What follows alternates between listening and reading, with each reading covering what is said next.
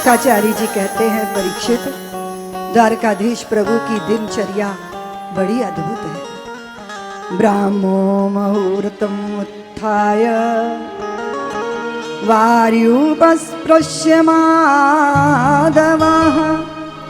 दद्यौ प्रसन्नकर्णम् आत्ममानं तमसः परम्। प्रभु ब्रह्म मुहूर्त में जागते हैं, जल से नेत्रों को स्पर्श करते हैं, प्रसन्न मुद्रा में आत्मचिंतन में निमग्न होते हैं, फिर सुंदर निर्मल जल से यथाविधि स्नान करते हैं, भूदेवों को गौ माताओं को अर्पित होकर अग्निहोत्र करते हैं। सारा दिन सारे समाज, राष्ट्र, सृष्टि, जन के मन का उद्धार करने का प्रयत्न करते हैं और सांझ को माँ पिता के चरणों में बैठकर दिन भर की चर्या की चर्चा करते हैं। सुधर्मा सभा में बड़े बड़े नरेशों के साथ समाज की समस्याओं के समाधान के मार्ग तलाशते हैं। आज पत्र लेकर कोई आया सुधर्मा सभा में, जरासंध के कारागार में 7,000 राजा बंदी हैं। उन्होंने कहा है कि प्रभु हमें इस बंदी खाने से मुक्त कराओ। जरासंध के बंदी गृह से उन राजाओं को मुक्त कराने का हर संभव प्रयत्न करूंगा मैं, उद्धव से बोले भगवान। और अद्भुत दृश्य है, बार बार द्वारका के वैभव के बीच में भी बार बार सुधि उनकी आती है जो चरणों का आश्रय लिए। पांडवों से भगवान ने राजसूय यज्ञ करवाया, भूतो न भविष्यति, सब जगह अशोक गया, लेकिन जरासंध के पास क्यों नहीं गया? भीमसेन और अर्जुन को लेकर भगवान स्वयं मगध गए, जरासंध की लीला समाप्त की और वो 7,000 सम्राटों को कारागार से बंद मुक्त कराया और उन्हें कहा कि जाओ धर्मराज युधिष्ठिर की शरण ग्रहण करो। राजसूय यज्ञ में अग्र पूजा किसकी होगी? तो व्यास जी ने कहा कि भगवान द्वारकाधीश के रहते हम अग्र पूजा किसी दूसरे के कैसे सोच सकते हैं। पांडव पत्नी सहित जब परात लेकर गंगा जल लेके प्रभु के चरण प्रक्षालन करने अग्रसर हुए तो शिशुपाल का कर्ण कटु स्वर कान में पड़ा। 100 पाप माफ करने की आश्वासन दिया है बुआ जी को भगवान ने। अरे ढोर गंवार डंगर चारने वाले की तुम अग्र पूजा करके भूदेवों के नरेशों का, भूमि के नरेशों का, इतने सारे राजाओं का अपमान कर रहे हो, तुम्हें शर्म नहीं आती, संकोच नहीं होती? भुजाएं फड़कने लगी भीमसेन की, अर्जुन व्याकुल हो गए। भगवान ने कहा शांत रहो अर्जुन, वो मेरा अपराधी है, 100 पाप क्षमा करूंगा। अगर तुम पापों के शतक भी बनाते हो तो भगवान क्षमा करते हैं, लेकिन कब तक क्षमा करेंगे? कभी ना कभी तो पापों का घड़ा भरेगा और जब वो घड़ा भरेगा तो फिर वो फूटेगा भी, और जब वो फूटेगा तो कीर्ति मिट्टी में मिलेगी।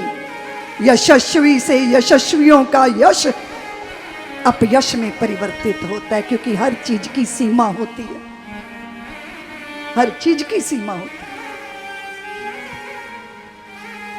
भगवान के हाथ से सुदर्शन प्रकट हुआ और शिशुपाल का पीछा किया। शिशुपाल अपने स्वजनों के सिंहासनों के पीछे छुप रहा है। अरे भगवान का अपराधी, भला कौन उसको शरण देगा? शिशुपाल की भी लीला पूरी हुई, उसकी प्राण ज्योति भगवान के चरणों में समाई, अग्र पूजा हुई। जिस सभा के अंदर भगवान की प्रथम पूजा हुई, उसी यज्ञ में भगवान ने संतों की जूठी पत्तल समेटने की जिम्मेदारी ली। देखिए जरा दृश्य देखिए, भगवान की लीलाओं का चिंतन कीजिए देवियों। वो कन्हैया से कृष्ण हो गए, वासुदेव हो गए, द्वारकाधीश हो गए, महामहिम हो गए, आर्यावर्त की धरती पर उनकी विजय जयवंती फहराती रही। किंतु वो ऐसे कि संतों की जूठी पत्तल समेटने का सेवा अपने हाथ में।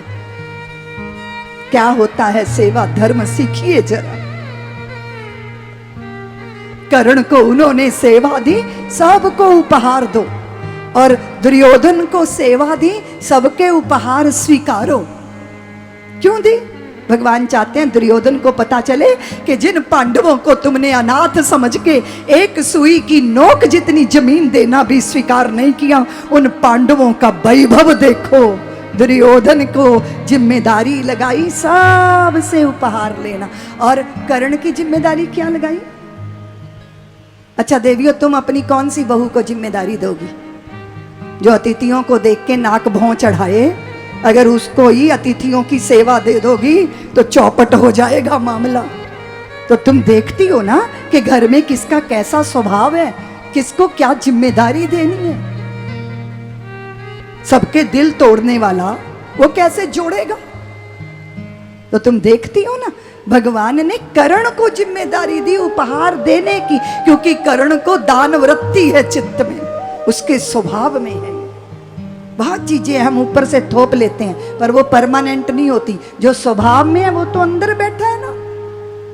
अब घर में मेहमान आए और सारी बहुएं सोच रही हैं कि पता नहीं ये कम वक्त कब जाएंगे, अपना बेडरूम कब तक छोड़े रहना पड़ेगा।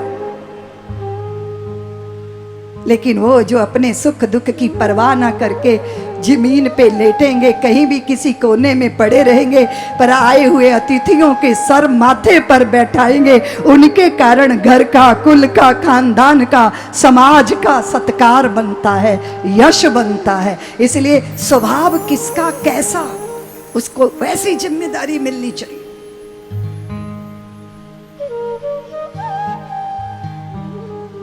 भगवान ने कहा कि पांडवों, तुम्हारा यश जो है ना वो कर्ण के कारण बड़ा है। अर्जुन ने कहा प्रभु माल तो हमारा था ना, उसने बांटा ही है ना।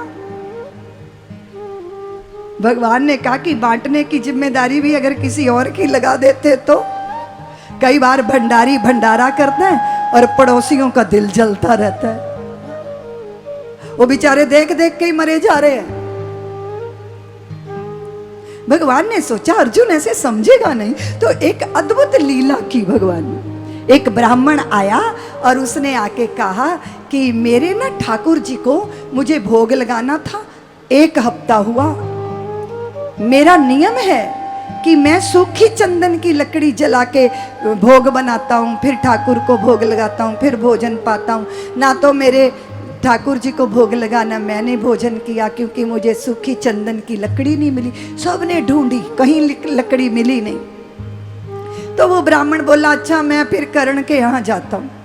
उसने कर्ण से कहा कि मुझे चंदन की सूखी लकड़ी चाहिए। कर्ण ने भी ढूंढवाई और जब नई सूखी लकड़ी मिली तो कर्ण ने तुरंत अपना नक्काशीदार चंदन का दरवाजा तोड़ा और उस ब्राह्मण को दिया। बोले आप अपने शालिग्राम को भोग लगाओ और स्वयं भी भोजन पाओ। तो भगवान मुस्कुरा के अर्जुन को देखा और अर्जुन से कहा अर्जुन तेरे भवन पे भी चंदन के दरवाजे लगे थे, तेरे मन में नहीं आया कि मैं दरवाजे तोड़ के उसकी लकड़ी दे दूं। पर कर्ण के मन में तुरंत आ गया, क्योंकि कर्ण के स्वभाव में ही दान वीरता है, दान वृत्ति है। जिनको सेवा का शौक होता है ना देवियों, वो सेवा मांगा नहीं करते, वो सेवा ढूंढ लिया करते हैं, क्योंकि उनके रोम रोम में सेवा का भाव है। इसलिए शुचिता स्वभाव में, पवित्रता स्वभाव में। और देखो देवियों, मेरे ठाकुर खाते होंगे सुलभा का साग, खाते होंगे शबरी के बेर, खाते होंगे यशोदा के हाथ की बेजर की रोटी। मेरे ठाकुर फीके छिलके भी खा लेते हैं केले के, और मेरे ठाकुर को बहुत अच्छे लगते हैं सुदामा की पत्नी के हाथ के तंदुल। पर असली भोजन है मेरे भगवान का अपने भक्त के दिल में पैदा हुआ अहंकार। इसलिए मेरे ठाकुर अपने भक्तों के अभिमान का भक्षण करते हैं। कहीं धर्मराज के चित्त में इतना बड़ा यज्ञ करके अहंकार ना आ जाए। तो भगवान ने विचित्र लीला की। एक वहां पे नेवला आया जिसका आधा शरीर सोने का था, उसके रोम सोने जैसे चमक रहे थे और वो यज्ञ भूमि में लोटपोट हो रहा था। भगवान ने पूछा नेवले से, कौन हो? नेवला बोला मनुष्यों की सी भाषा में कि मैं तो नेवला ही हूं। तेरा आधा शरीर सोने जैसा क्यों है? उसने कहा कि 15 दिन से एक ब्राह्मण ब्राह्मणी भूखे थे। 15 दिन बाद उनको भोजन मिला। वो भोजन करने लगे तो इतने में चंडाल उसके दरवाजे पे आ गया और बोला मैं भूखा हूं। तो उन्होंने अपना आधा भोजन चंडाल को दे दिया। चंडाल बोला मेरे कुत्ते भी भूखे हैं। तो उन्होंने बचा हुआ भोजन कुत्तों को डाल दिया और फिर हाथ धो लिए, जल पी के शांत हो गए। और जहां उन्होंने हाथ धोए वो जल मिट्टी में गिरा। अचानक में उस गीली मिट्टी से जब निकला तो जहां जहां वो मिट्टी के कण मेरे बालों पे लग गए तो वो मेरे बाल सुवर्ण जैसे हो गए।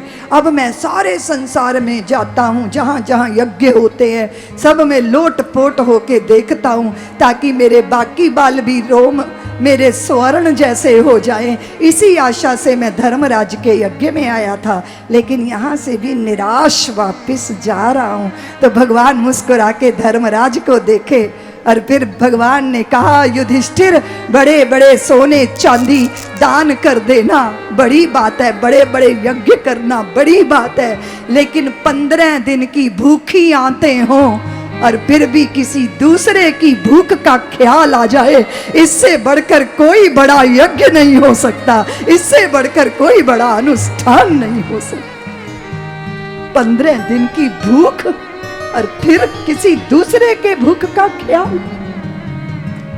भगवान ने दृष्टि दी है।